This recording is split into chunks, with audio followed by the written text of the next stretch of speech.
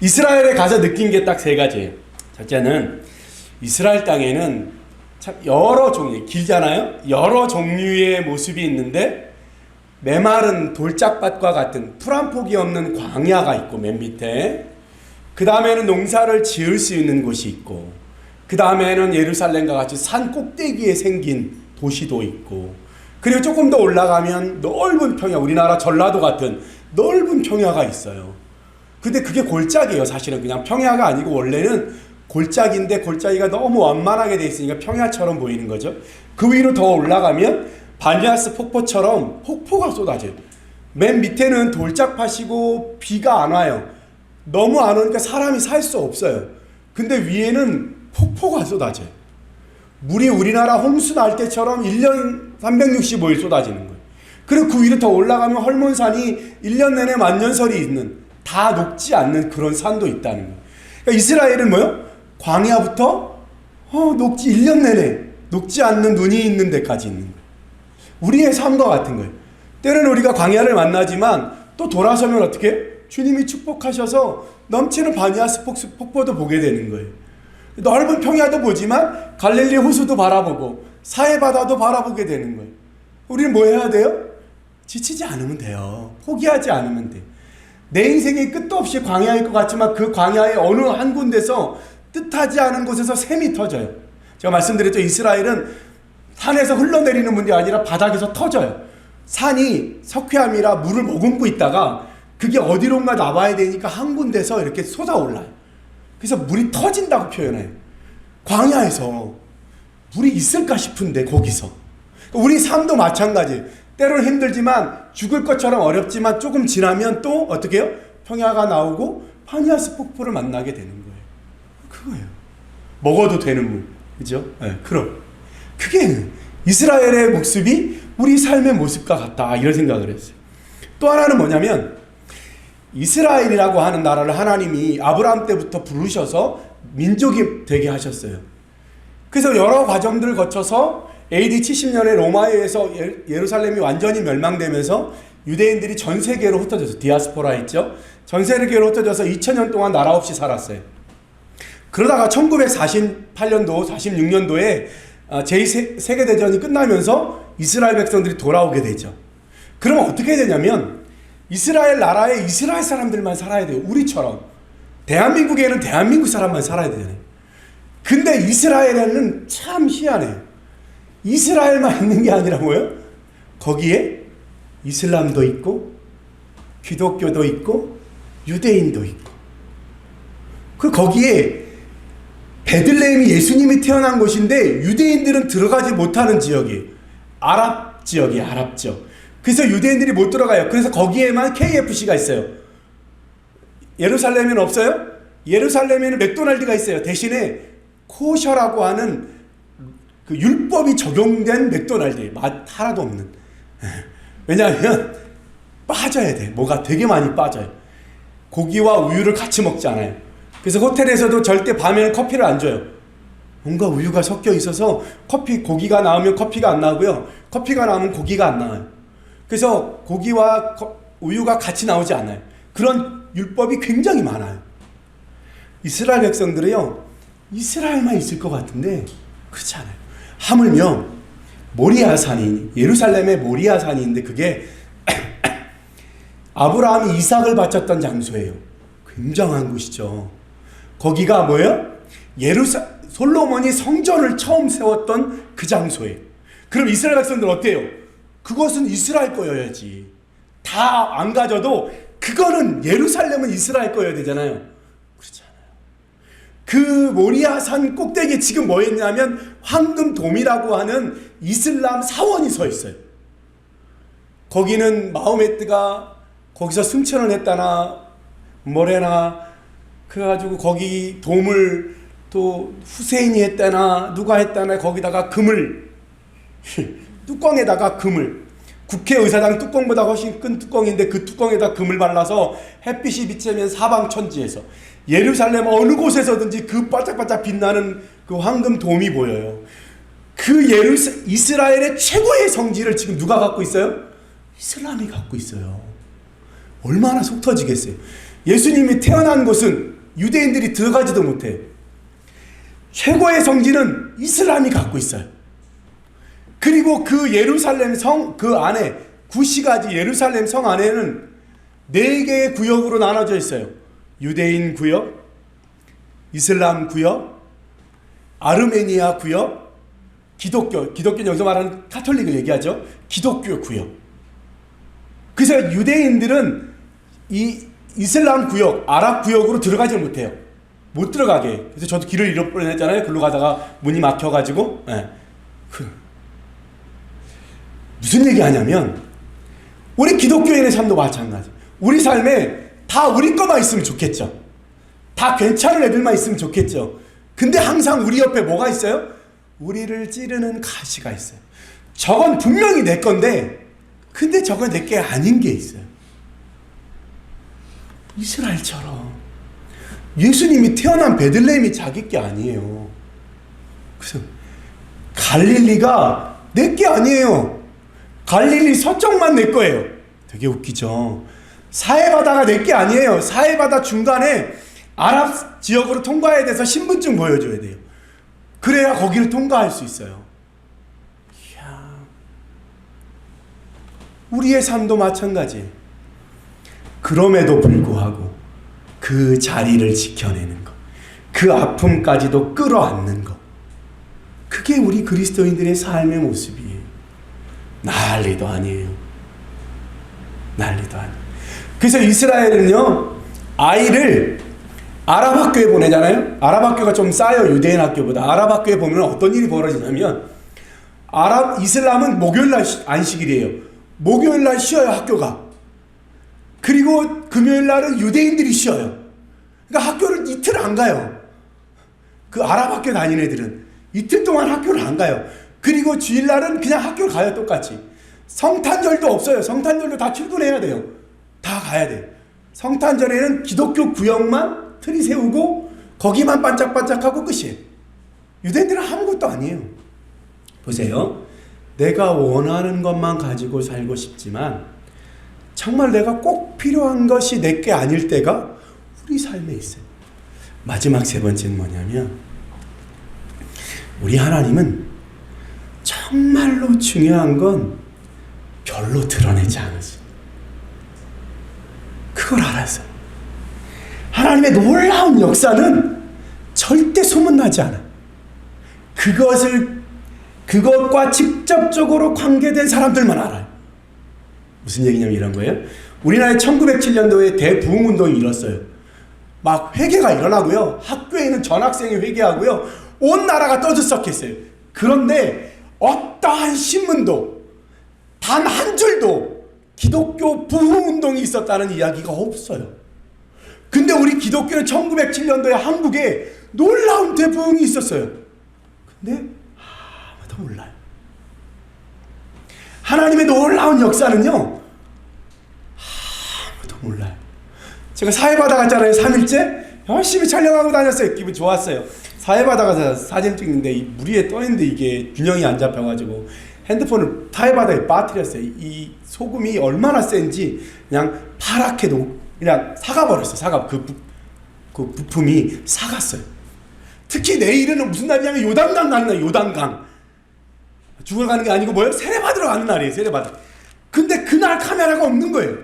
얼마나 낙심이 되겠어요. 밤에 별짓을 다 했어요. 막 물에 씻고 닦고 드라이기로 말리고 막 안 돼요.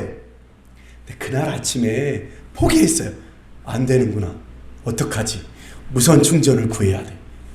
그 생각 가지고 아침에 포기했는데 그날 아침에 카메라가 없으니까 산을 올라가는 호텔 뒤에 산에. 근데 그 산에서 제 개인적인 표현으로 예수님을 만난 거. 청년 예수님. 올라가면서 찬양하고 내려오면서 찬양하니까 찬양 소리 들은 거예요. 내가 당신의 찬양 소리 들었다는 거예요. 내려올 때 당신이 부른 찬양 소리를 내가 들었다는 거예요. 당신 크리스찬이냐고. 코리아 페스타라고. 그 미국에서 온 2 청년, 그 중에 조금 더 신앙 좋아 보여요. 한 청년 따라온 것 같아. 뭐 시키는 거 보니까. 근데 그 믿음 좋은 청년이 나를 향해서 내가 당신을 위해서, 브라더, 내가 당신을 위해서 축복해 주겠다고. 막 축복하는데 내가 그 눈빛을 바라보는데 그 눈빛이 예수님의 눈빛 같은, 미국 사람이잖아. 한국 사람 아니고 새카만 눈 날고 시퍼런 눈이 날 보면서 와우, your nation 막 처치 막 패스터를 막 축복하는데 그 눈빛을 바라보는데 막 내가 예수님을 본 거지. 저 예수님이 지금 나를 한국에 가면 월세 내야 되고 전기세 내야 되고 지금 막 밀려있는 게 잔뜩 있어가 전화 올 거 막 다 없어. 예수님이 나를 향해서 너희가 너를 축복한다고 하시는 거예요. 와. 근데 그건 어떻게 해요? 카메라에 담을 수가 없어. 와. 이거를 이 사람들하고 사진 찍고 그 사람 카메라로 사진 찍고 내가 메일을 보내달라고 했어야 되는데 너무 감동받아가지고 그 말을 못했어. 카메라로 셋이서 사진 찍고 이 사람이 기도 열심히 막 한 10분 넘게 했어요. 막 유한 패스터 막 주여 블레싱 막 코리아 막 이러면 오케이 아멘. 내가 뭐 할 말이 뭐였어요? 아멘 오 마이 갓 이렇게 하고 있었어요. 그때 이제 믿음 없는 친구는 당신이 이 사람을 위해서 기도해 주라는 거예요. 그 친구 믿음이 좀 덜해가지고 오래 안 했어. 근데 그 친구도 막 열심히 기도한 나를 위해서. 나는 영어를 못하니까 내가 해줄 수 있는 건 없었어요. 근데 단 하나, brother, I love you. 그걸 하나 줬어. 우리 그런 거 잘해. 마음이지. 우리는 한국은 마음이죠. 내가 다른 건 못해도 영어가 막 유창하지 않아서 내가 당신을 위해서 축복을 못해도 하나 줬어. 그 예수님 같이 눈빛 예수님 안 뜻이. God bless you. 여기 뻘쭘히 서 있는 come on, brother. God bless you. I love you. 근데 그거는 카메라가 없어. 카메라가 없어. 그래서 바이바이 see you again 하고 내려오는데 갑자기 제 안에 웃음이 터지는 거예요. 갑자기 웃긴 거예요. 막 혼자 웃었어. 왜 웃었냐면 하나님 이거는 하나님하고 나만 보자고 하시는군요. 하나님하고 나만 알자고 이거 하시는군요. 너무 웃긴 거예요. 너무 웃음이 나왔어. 그게 감사하고 그게 행복이었어요. 하나님 이건 하나님하고 나만 알고 싶으신 거군요. 카메라가 있었으면 나는 그거 찍느라고 정신. Brother, come on, a picture on, please. 카메라가 없어요. 근데 그거를 누가? 이거를 우리 성도들도 봐야 되고, 이거를 저 잠만 자고 있는 목사님들도 봐야 되는데 카메라가 그때 없어. 그러면서 내 안에 주시는 마음, 야 이거는 너하고 나만 알자.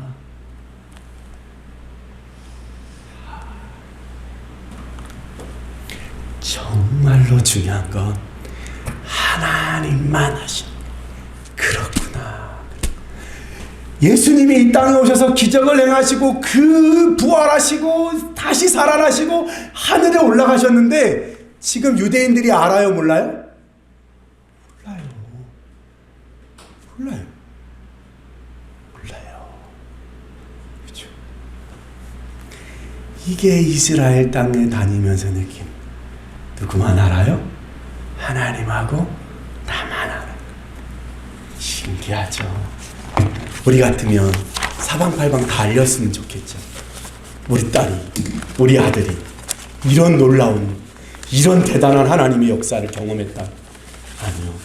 진짜는 차마 말할 수가 없어요.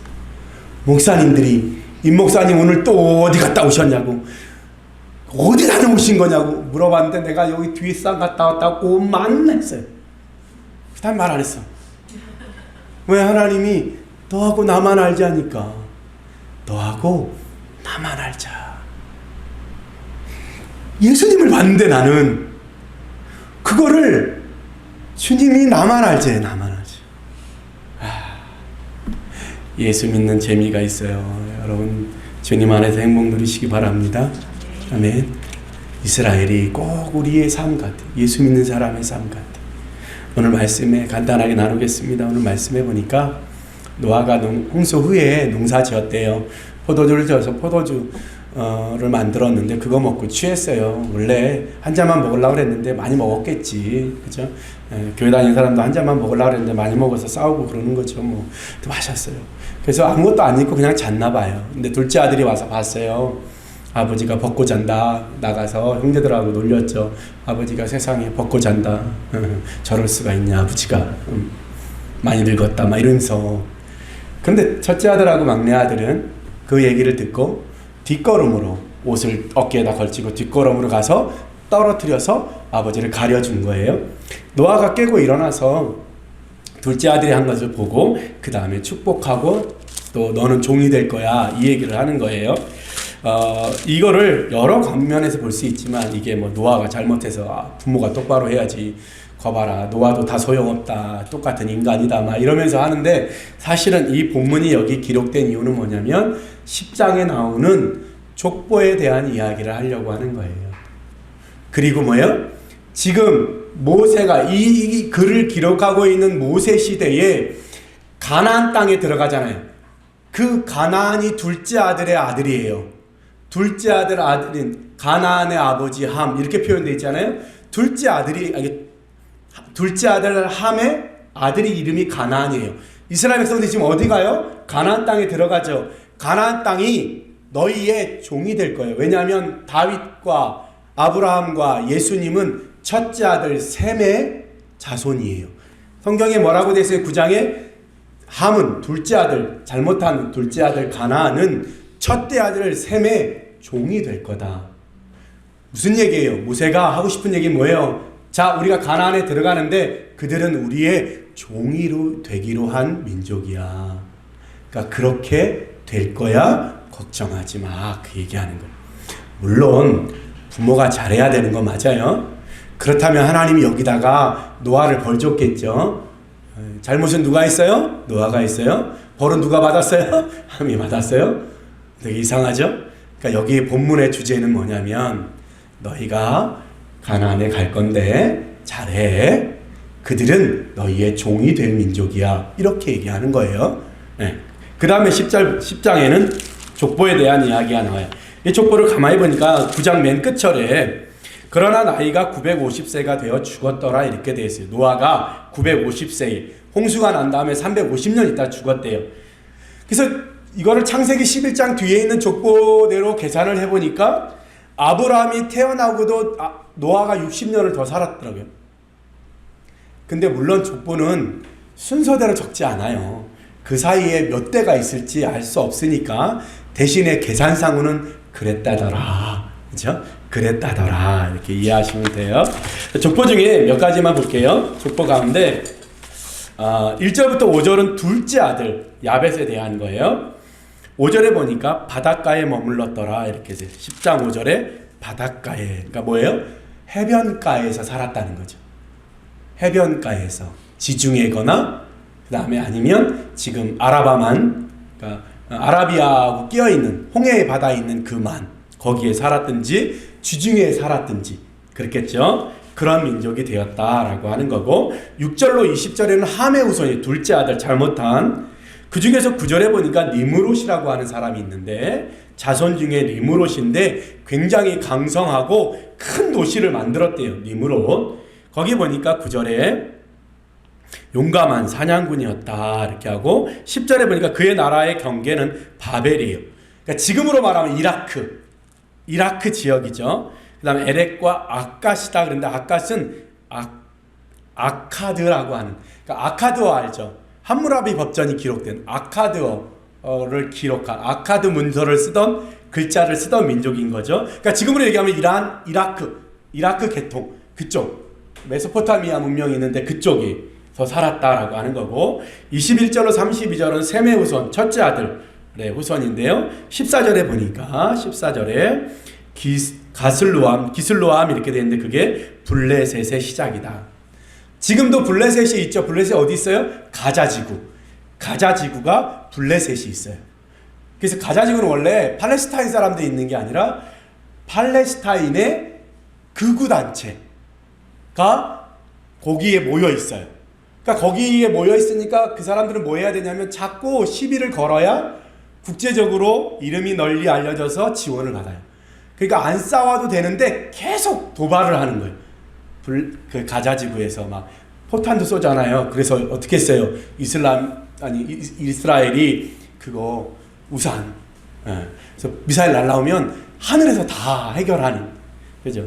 그 가자 지구가 지금의 블레셋 지역인 거예요. 그러니까 그렇게 아시면 돼요. 그 다음에 15절에 가나안이 나왔다라고 하는 거.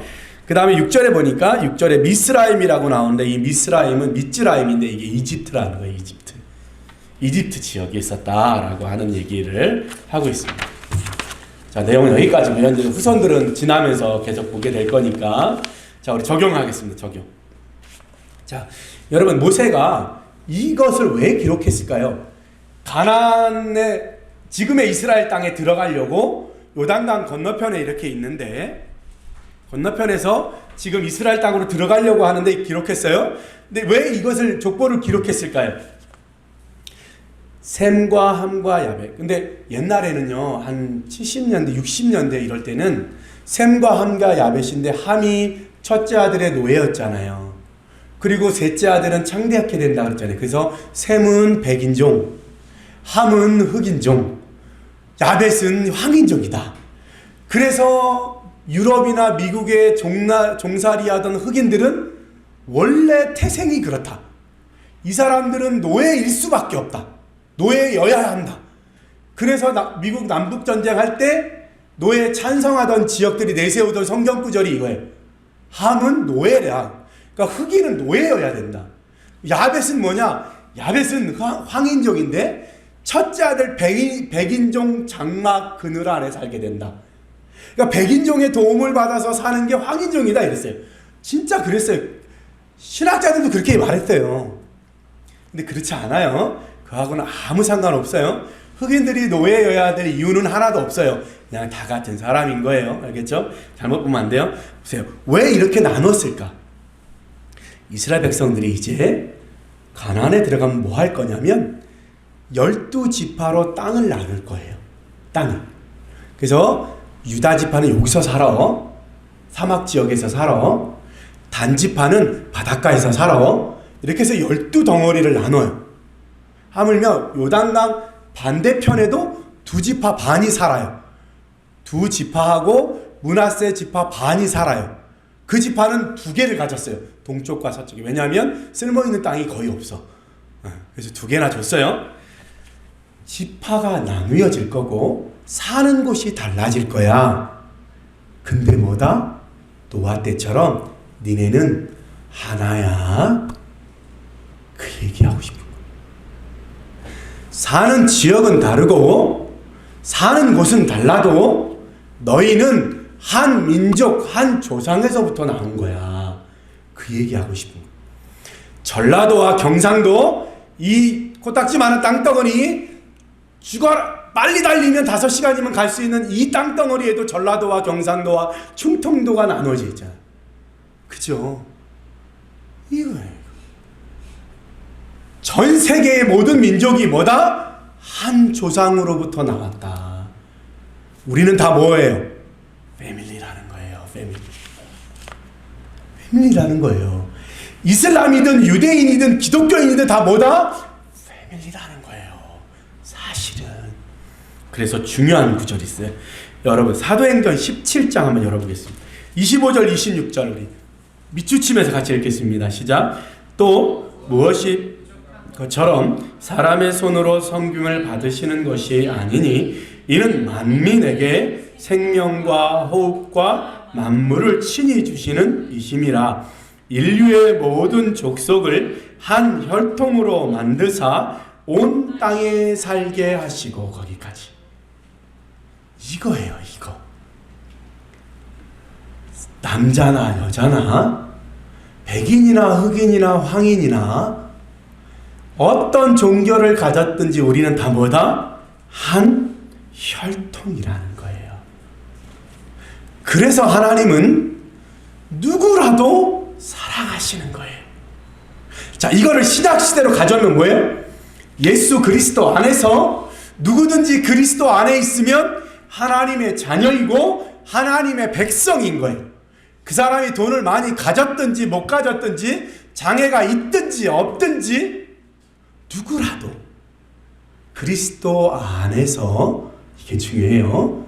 그리스도 안에서, 그죠? 그게 맞는 거예요. 우리가 여러 모양으로 살지만 우리는 다 한 혈통에서 난 한 민족이라. 이스라엘이 12군데로 나누어져서 살지만 너희는 한 민족이라는 걸 기억해라. 그거예요. 할렐루야. 그거예요. 그래서 우리는 하나님 안에서 한 자녀고 주님의 백성이라는 거예요. 그쵸? 그거예요. 예루살렘 성을 바라보시고 주님이 우셨다는 장소가 있어요. 눈물교회라고 하는데, 주의 눈물교회, 이런 표현이에요. 예루살렘 성 맞은편에 예루살렘 성이 제일 잘 보이는 산 중간쯤에 눈물교회가 있어요. 그 눈물교회에서 이렇게 바라보면 예루살렘의 그 작은 구시가지가 다 보여요. 제자들이 거길 내려가면서 뭐라고 얘기했냐면, 주님, 저 예루살렘 성을 보세요. 저게 40 몇 년씩이나 들려서 지은 멋진 성입니다. 얼마나 멋있습니까? 헬라어로 감탄사를 집어넣어서 정말로 멋있는 성입니다. 이렇게 얘기할 때 주님이 뭐라고 얘기했냐면 우셨어요.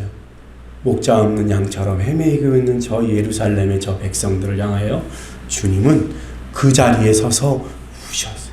제자들은 뭐라 그랬어요? 주님, 저 성이 얼마나 멋있는지 보세요.